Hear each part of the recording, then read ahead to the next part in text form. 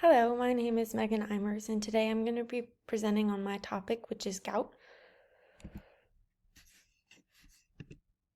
So, to begin, just with an introduction of what I'm going to talk about, gout is a inflammatory arthritic disease that causes a lot of inflammation and pain in a specific joint.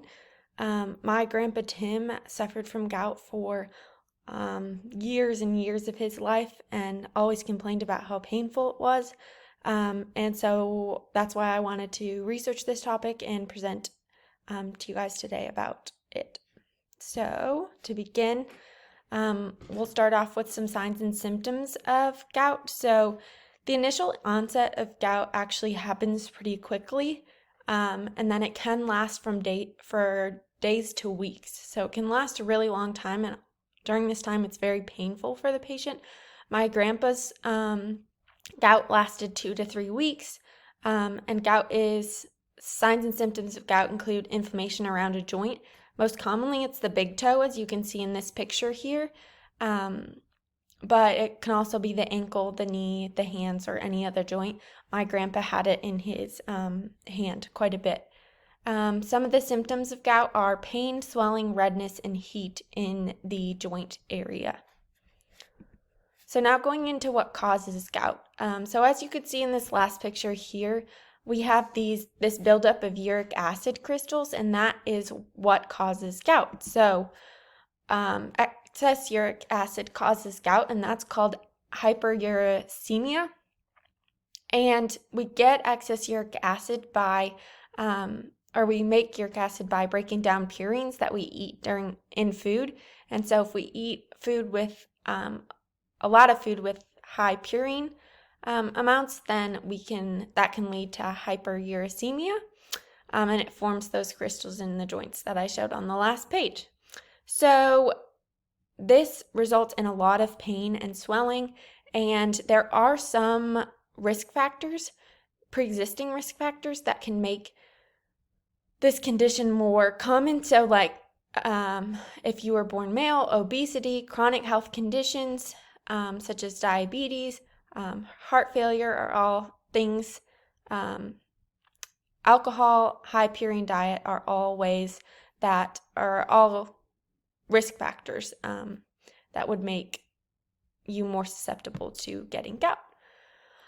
Furthermore, high purine foods, as I mentioned earlier, purine's breakdown results in uric acid in the body, so things like alcohol, soft drinks, seafood, red meats like liver are all ways that would increase uric acid levels in the body.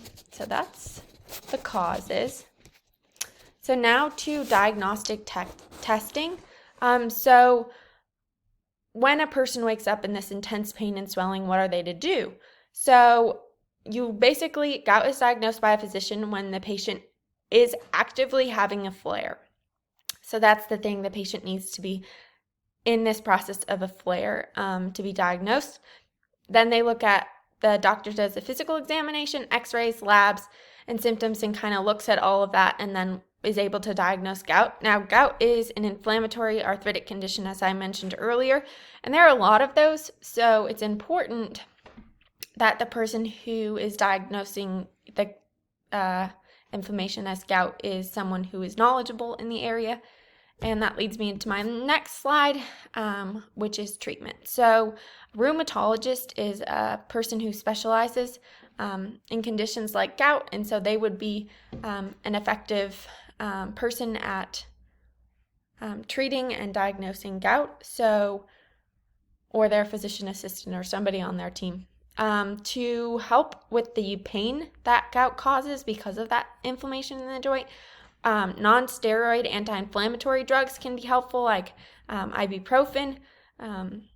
Next, to prevent future gout flares, the person needs to have some lifestyle changes, whether that be eating healthier, exercising more, limiting those purines in the diet, but just some things to help prevent those gout flares so they're not in as much pain. And then lastly, medications like allopurinol and febuoxostat are two types of medication that can help treat gout. So then, how I kind of mentioned this on the last slide, but what are ways that an individual who has had gout in the past can limit their chance of gout again, or make that gout less severe? So avoiding foods high in purines, which I mentioned earlier. So avoiding that alcohol, shellfish, sugary drinks that are high in fructose, red meats are all ways that you can kind of limit the recurrence of gout. Also, to prevent it, we need to be, the patient needs to be eating healthier and exercising more, so that they can limit this purine consumption, which limits the amount of uric acid, which just makes them healthier overall. In addition, obesity is one of the risk factors for gout, and so by eating healthier, exercising, and losing weight, you can kind of get out of that risk factor category. So how about prognosis? So gout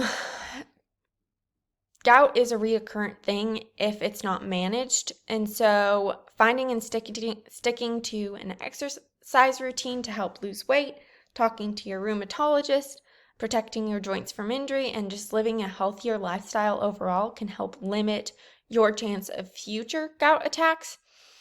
If gout is left untreated, though, and you maintain those high levels of uric acid in your body, you can get joint damage, and other chronic health issues such as heart disease and all those kind of things are negative side effects of having gout.